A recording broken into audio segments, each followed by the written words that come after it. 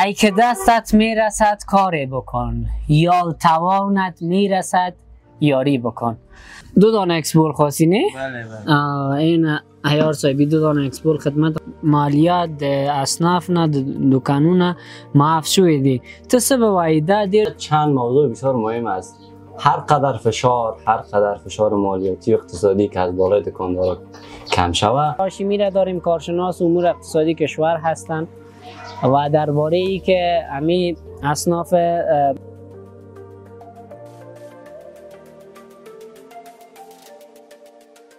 این یک تغییرات بسیار خوب آمد که در حسابی که مالیه کم شد. بله. مالیه کم.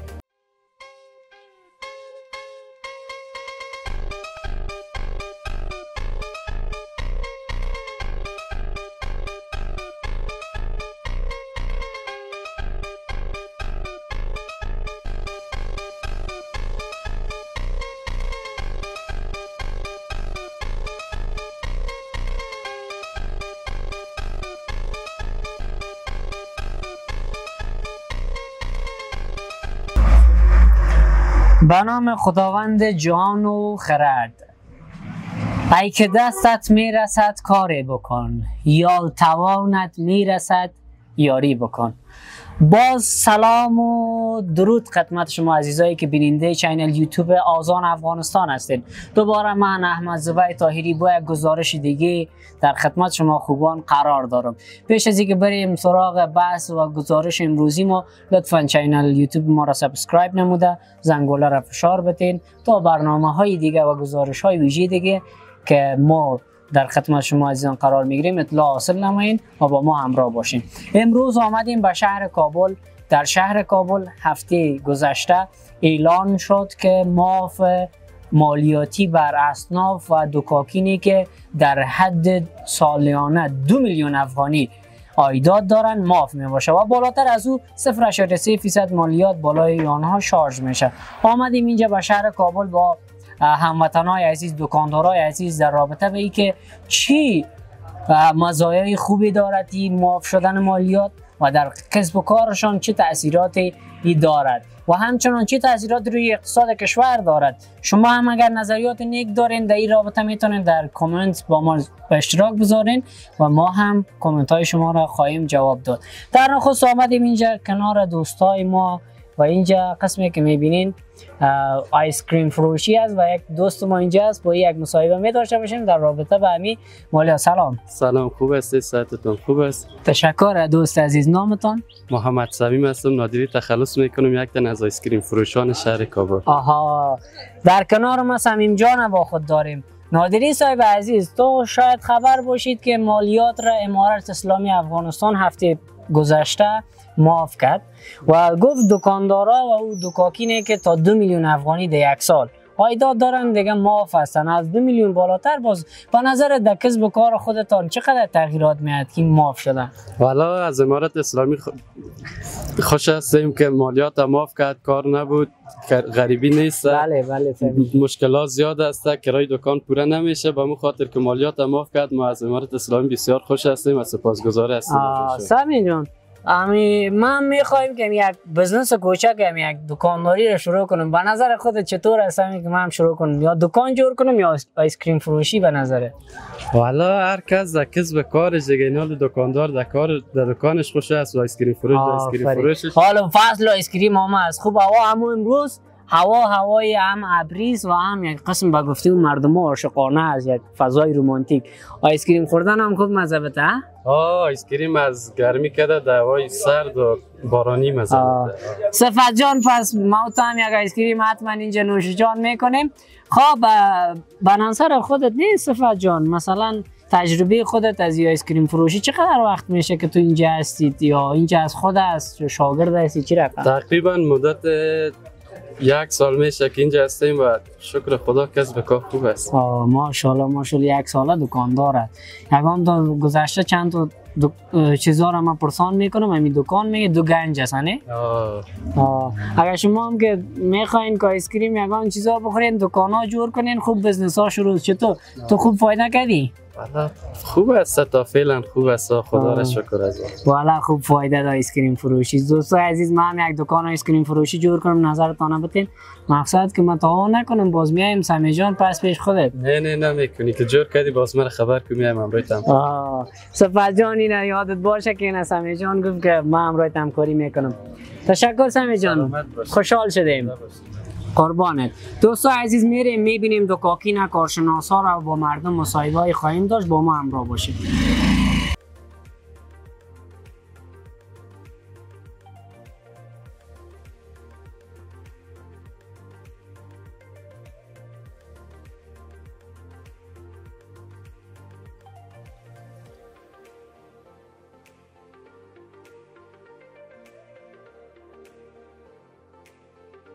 بیننده‌های عزیز دوباره سلام. خودتان میفهمید که امروز که ما میخوایم دکاندار شوم و باید نظر کل دکاندارا را بگیریم. شما هم نظرتان در کامنت به ما بنویسین که آیا به ما دکان میخواند سود میکنم یا نمیکنم. در کنار خودم یکی از دکاندارای دیگر را داریم. سلام علیکم. خوب هستی در خیر جوړی ورو خیر صد خدای سلام وړاندې کوم تاسو هم کارمندانو مرګلیو ته خوشاله چې دې منطقه ته راغلي د خلکو احوال اخلي.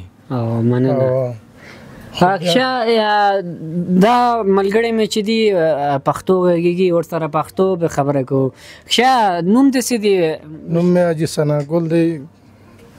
حاجی صاحب ثناګل ما سره استا. حاجی صاحب ته خبر یې چې امارت اسلامي ویلي دي چې مالیات د اصناف نه د دکانونه معاف شوي دي. ته څه به وایې دا ډېر ښه کار ده که نه چې څه ده د تا نظر؟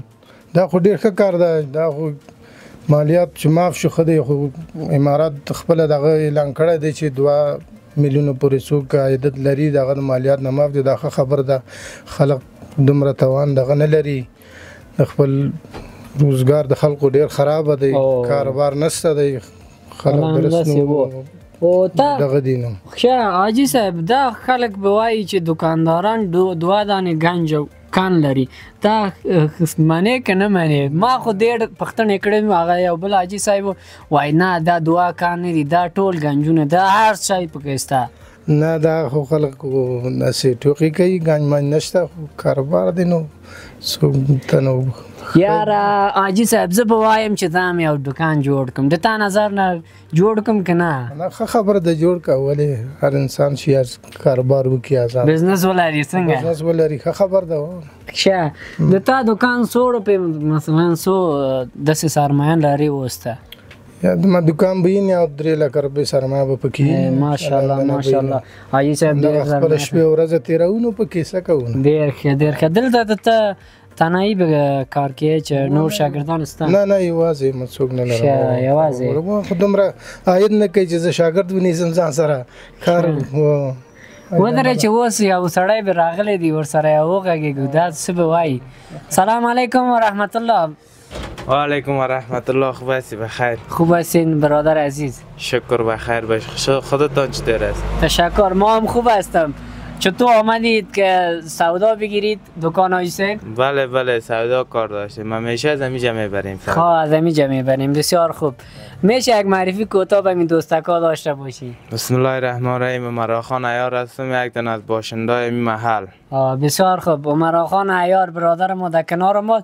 مثلا عمراخان ما دیگه دکاندار شم همینجا مثلا چی میخواهید تو که من بتم دیگه حاجی صاحب اجازه از ما هم دکانداری کنم؟ اجازه ده. حاجی صاحب وای تو هم دکانداری که باش که ما حاجی صاحب اجازه داد است که من میتونم چیز کنم دکانداری کنم.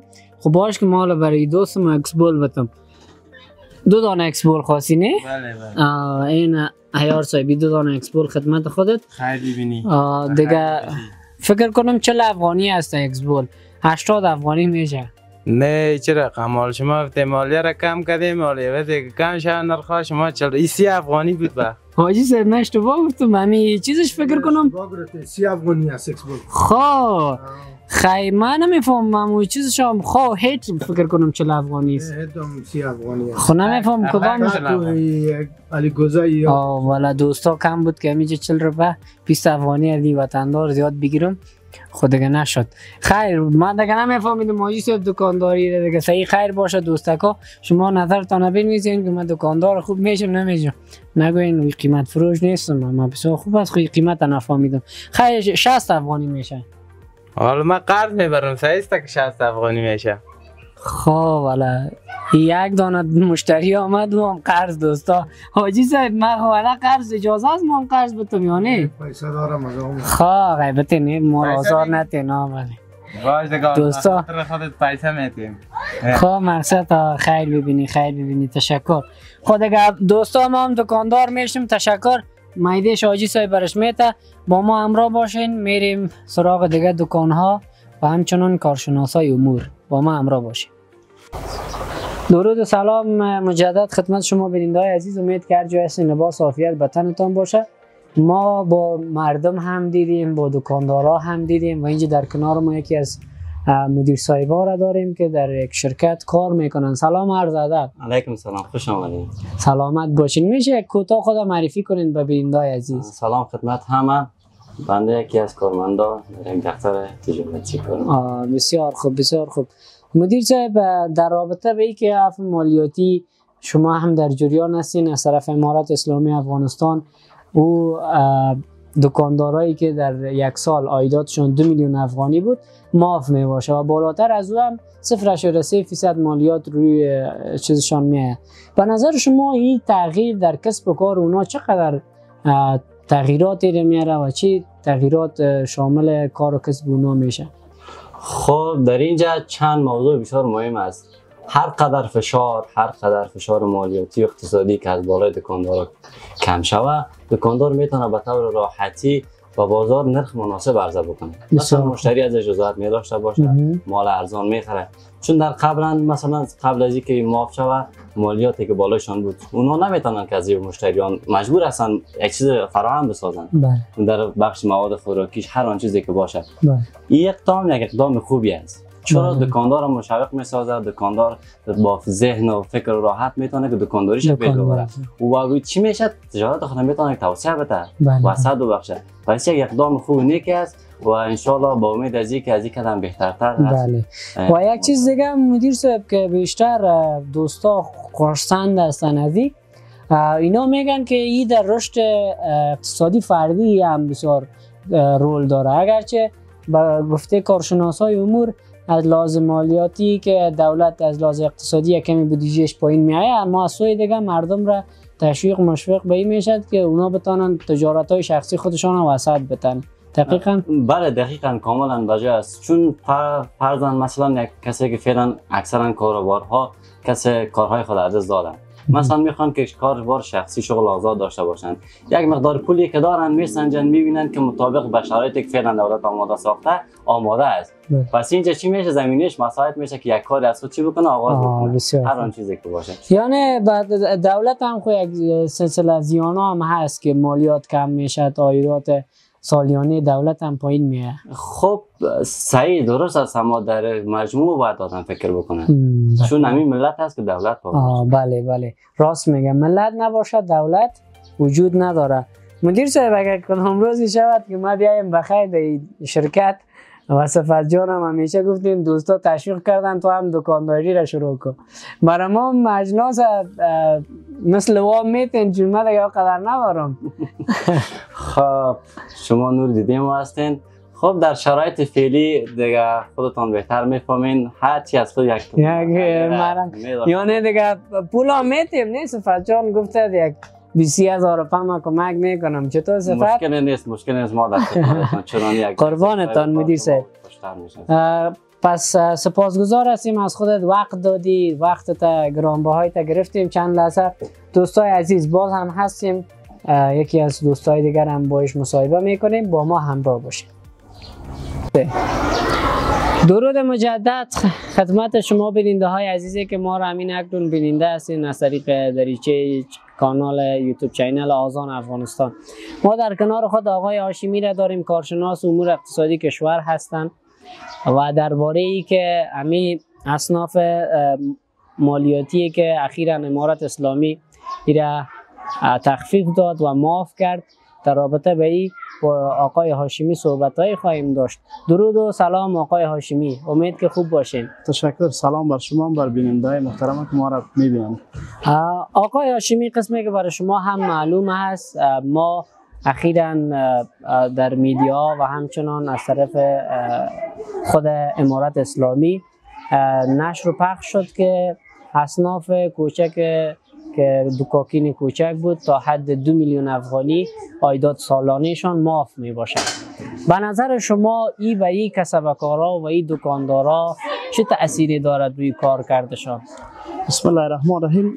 یک کار بسیار نیک، یک کار بسیار خوب است که از طرف دولت به خاطر تشویق و حمایت از سرمایه گذاری کوچک، چون در آینده اینا تشویق شوند و اینا حمایت شوند تا بتوانند خودشان به خودکفایی برسند و خودشان کاروبار شخصی آغاز کنند، چون مسئولیت های دولت بیشتر است و نمیتواند به همه مردم زمینه کاریابی برابر کنه. اینا که به این نحو تشویق شدن، مالیه برشان معاف شده، اینا در آینده میتونن بزنس های کوچک خودشان آغاز بکنن و به کار شروع بکنن دیگه. انشالله که مفید تمام شود، موثر تمام شود و یک نحوی به مردم کمک شود. کار نیکی، کار خوبی است. از یک طرف دیگه برای همه بیننده‌های عزیز با او دکاکین و او اصناف کوچکی که هست بر اونا سود بیشتر میرسد. فکر کنم هاشمی صاحب. بله. برای اونایی که مثلا حالا خود دولت با این عفو مالیاتی چه زیانهای اقتصادی به کشور هست و از لحاظ اقتصادی و چه سودی است که امارت اسلامی چنین تصمیم را گرفته؟ چون دولت مالیات یک از جمله عواید دولت همین مالیات است که از مردم و از اصناف، از شرکت ها و از بزرگ و کوچک جمع آوری میکنی. یک عاید دولت همین مالیات است. خب به خاطر باز وقت ضرورت است که همین اصناف و شرکت ها و کاروبارای بزرگ و کوچک حمایت شوند و اینا تا بتوانند که کاروبارشان خودشان رونق بدن. در نزدیک به دولت یک ضرری هست، ولی در دورنما چون که مردم خودکفا میشن و کاروبار خودشان آغاز میکنن، مسئولیت های دولت در قبال مردم کم میشه. همه مردم کار داشته باشن و همه مردم یک لقمه روزی خودشان به خود پیدا کرده بتونن. این باز در دورنما به دولت یک مفاد بیشتری به دولت میرسه که یعنی جامعه ما شما خودکفا میشن، هم خرماس و هم ثواب دیگه. پس از دو طرف هموطنای ما هم سود میکنن، خودکفا میشه و دولت هم یک بار دوشی که هست از رویشان بر میدارن و میتونن که خوب بزنس پیش ببرن. همونطور در آینده میتونن که به خودکفایی برسن و خودشان یک کاروبار از خود داشته باشن، یک بزنس داشته باشن دیگه. مسئولیت های دولت کم شده قبال مردم. بخیر هم بزنس هاشمی صاحب شروع کنم دیگه. شروع کنیم بخیر. بیننده‌های عزیز همش ان شاء الله خیر مردم و دولت و به همه است. بله. تشکر هاشمی صاحب. نباشین. تشکر. پس بیننده‌های عزیز، جناب هاشمی صاحب هم سخنانش شنیدیم. شمایی که بیننده برنامه هستین، شما میتونید نظریات نیکتان را در پیرامون همین موضوع مالیات و عفو مالیاتی در کامنت بر ما بنویسین. حتما به خوانش میگیریم و حتما روی بحث و گفتگو خواهیم داشت. میریم باز دوباره و بازار رو باز ببینیم دکاندارا چه نظریات اونا دارن. با ما همراه باشین. درود و سلام مجدد حضور شمایی که بیننده هستین و برنامه ما را میبینید. آمدیم در یکی از دکانهای شهر کابل و میخواییم در رابطه به همین عفو مالیاتی اصنافی که شده با یکی از دکاندارای شهر کابل صحبت داشته باشیم. سلام علیکم. علیکم سلام، ممنون باشید. خوب هستین؟ سلامت؟ قراری است بخیر باشید. آجی صاحب یک معرفی کوتاه اگه داشته باشی. اسم من عبدالحبیب، ولایت کابل، ولسوالی شکردره. آجی صاحب عبدالحبیب در کنار ما هست. آجی صاحب خبر شدین که امارت اسلامی افغانستان مالیات را تا حد سالانه 2 میلیون افغانی را بر دکاندارا معاف کردن. این شما چی میبینین؟ خوب است؟ والا یک کار نیکی است، یک کار خیلی خوبی است. مردم وضع روزگارش دیگهش خراب است، مالیات معاف کرده. خیر ببینن، سلامت باشن، زنده باشن. بخیر باشی. یعنی یک کمک خوب زیاد شد آجی صاحب. یک کمک خوب شد به کل مردم افغانستان، ملت افغانستان خیلی خوب شد. خدا خوب کنه. چند بار خودت از این دکان مالیات دادی حاجی صاحب؟ ما 2 بار مالیات دادیم تا حالا. 2 بار مالیات. و هم دیگه مالیات زیاد. نه دیگه خدا یا خود چیز است دورتر است از پس کوچه است دیگه. خواه من دیگه حاجی صاحب یک دانه دکان جور کنم دیگه مالیات معاف است. چی گفتی؟ خدا کل رو دکان بده. ما خو حالا خو فعلا خوش هستیم هر کی دکان داشته باشه. هر کس دکان داشته باشه. ما فعلا گیر کردیم دیگه ببینیم چی میشه.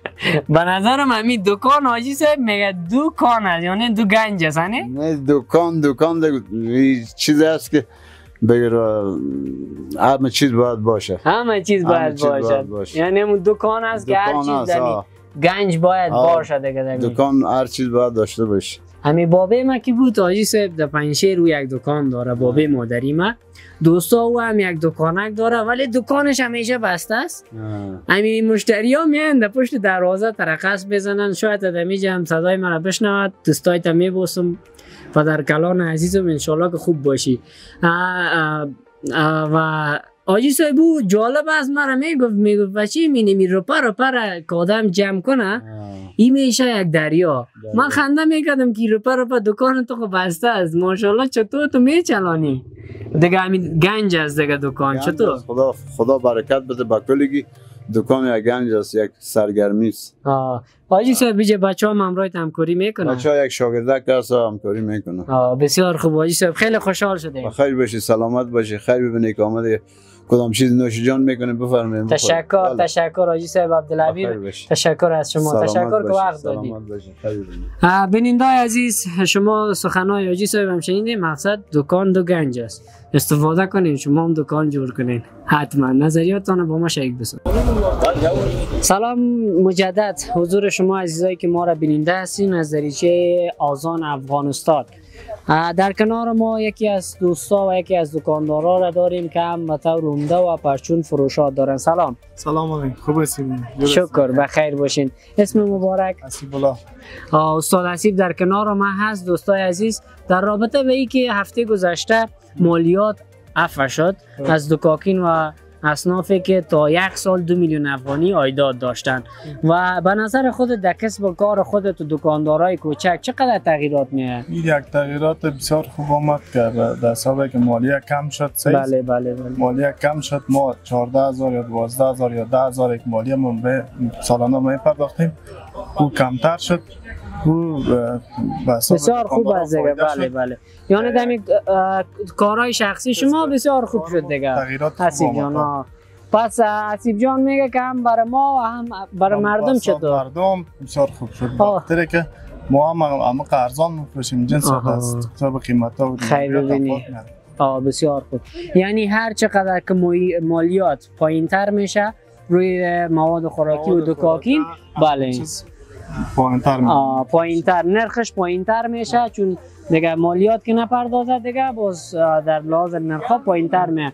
یک تعداد مردم حسیب جان رفتن دکاندارای دیگه را که من مصاحبه گرفتم، اونا را گفته بودن که مالیات معاف شد، شما چرا قیمت فروش هستی؟ از تو کسی پرسان نکرده؟ نه انشالله ما که مالیام یک کم میپرداختیم باز در جریان اینمی همین مردم تا بالا از من پرسان نکرده که مالیات کم شده شما قیمت میفروشیم و ما بدین ازی که ما مالیات داشتیم صحیح است نه؟ بله ما ارزان میفروختیم مالا و همچنان بخی ارزان تر میفروشیم. خیر ببینی حسیب جان، خیلی خوب است. دولت هم راضی استیم.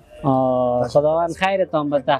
همیشه تجارا و دکاندارای عزیز ما مثل حسیب جان باشد که اگر مالیات هم بوده در اون زمان کم قیمت ها را پایینتر به مردم رنجیده ما و کسب و کار هم میبینیم که کمتر است. و دوستای عزیزی هم که کامنت میتین نظریاتتان شریک کنین در رابطه با قیمت هایی که در منطقه و محیطتان دکاندارا میفروشن. آیا باز هم قیمت فروش داریم یا نداریم؟ چطور حسیب جان؟ انشالله باید از کل ارزان فروش ارزان فروش. تشکر حسیب جان، بخیر باشین. دوستای عزیز، با حسیب جان یکی از دکاندارا صحبت داشتیم که به طور عمده و پرچون میفروختن. میریم با دوستای دیگه هم صحبت خواهیم داشت.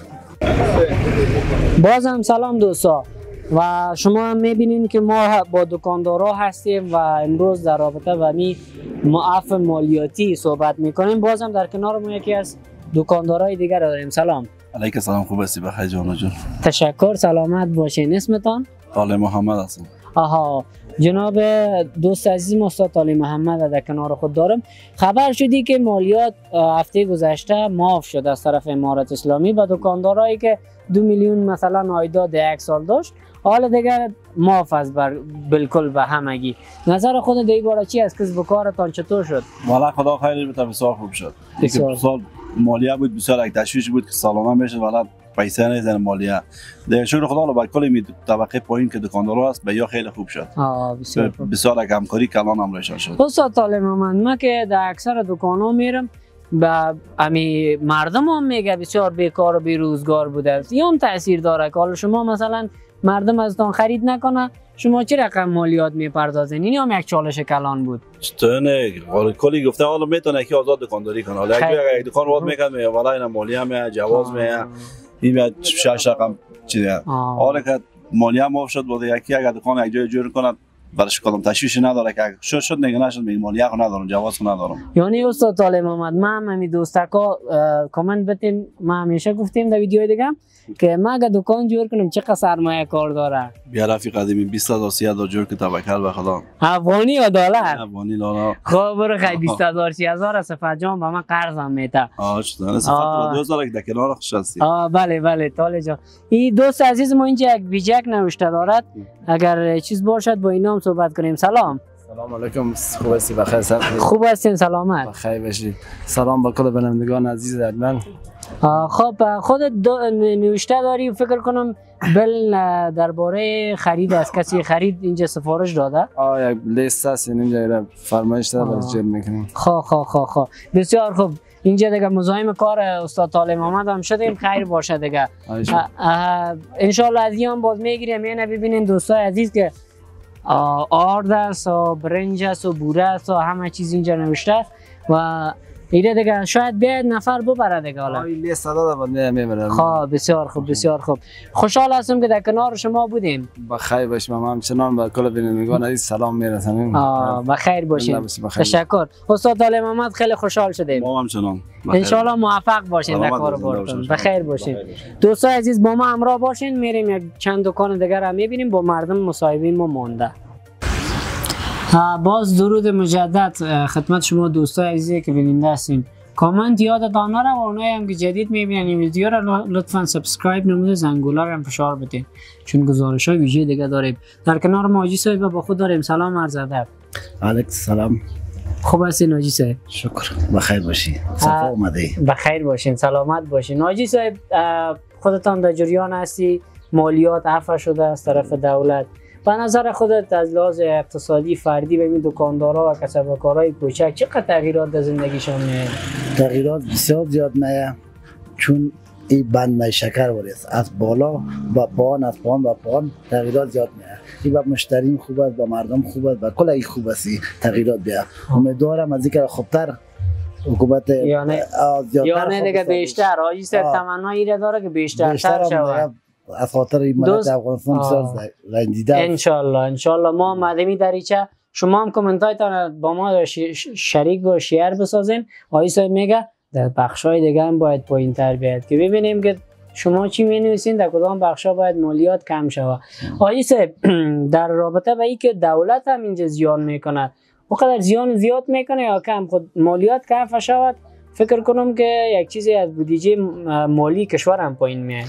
حالا بیشترم از که دوست ما اگر ملت است دولت است. بله. باز دولت خود باجه برداره، دولتش نباشه یک چیز بزرگتر است. مثل فامیل است دیگه. ملت یکم دارد خیر با اگر ملت و دولت هم است. حاجی صاحب میگه یکی از بزرگا میگه حکومت و کشور مثل یک خانواده است و کسایی که در اصل هستن اوله او با دل کلام می داشته باشن. تو کلام دیگه تو گذشت نکنه چیزی تیر نشه.